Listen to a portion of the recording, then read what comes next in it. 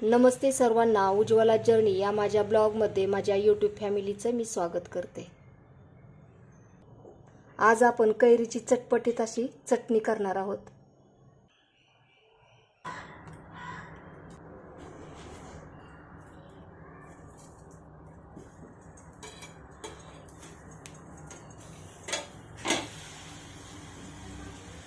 Gas मी बंद करत आहे।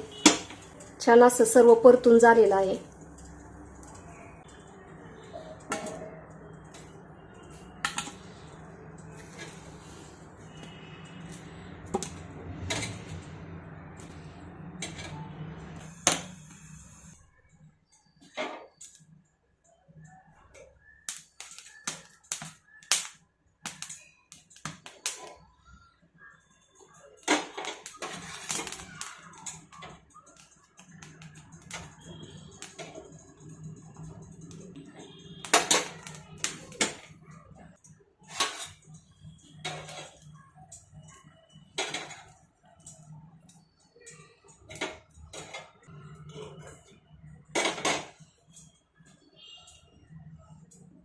आता आपण टोमॅटोची जी साल आहे ते काढून घेऊयात। लसूण सोलून घेऊ आणि ह्याचे छोटे छोटे काप करून घेऊयात आपण।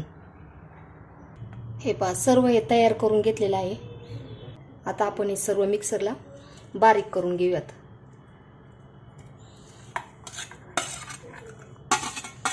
एकदम पेस्ट बनवायची याची।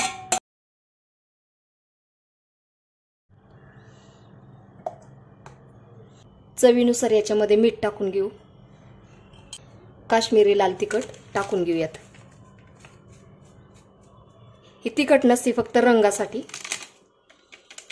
चटणीला असा लाल बुंद रंग येतो याच्यामुळे। आता पुन्हा आपण हे मिक्सरला फिरवून घेऊयात।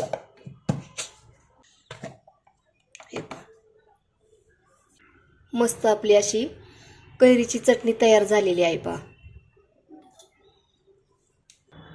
कढई तापलेली आहे आणि याच्यामध्ये आपण तेल टाकून घेणार आहोत। चटणी परतून घ्यायची आपल्याला, त्याच्यामुळे याच्यामध्ये आपण तेल टाकून घेतलेलं आहे। अर्धा टीस्पून मोहरी टाकून घेऊयात। मोहरी चांगली तडतडली की जिरं टाकून घेऊ आणि मिक्सरला आपण जी चटणी बारीक केली होती ती याच्यामध्ये टाकून घ्यायची।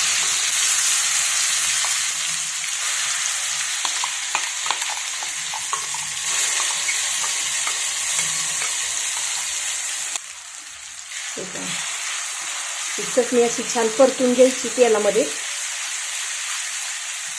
आता कैरी आंबट असते, त्याच्यात तिखट पण टाकलेलं आहे आणि याची जी चव बॅलन्स होण्यासाठी आपण गूळ टाकणार आहोत। हे पहा, अगदी थोडासा गूळ टाकायचा या चटणीमध्ये, त्याच्यामुळे ही चटणी चटपटीत अशी चवीला होती पहा। आंबट, गोड, तिखट। ही चटणी फक्त मी 1 मिनिटभर परतून घेतलेली आहे। गॅस मी बंद करत आहे। हे पहा, आपली कैरीची चटणी सुद्धा छान तयार झालेली आहे। तुम्ही सुद्धा एकदा नक्की करून पहा। ही चटणी जेवणाबरोबर तोंडी लावण्यासाठी, चपाती आणि भाकरीबरोबर सुद्धा ही चटणी आपण खाऊ शकतो। अप्रतिम चवीची अशी ही चटणी तयार झालेली आहे। तुम्हाला हा माझा व्हिडिओ कसा वाटला? व्हिडिओ आवडला असेल तर लाईक, शेअर आणि सबस्क्राईब करायला विसरू नका। धन्यवाद।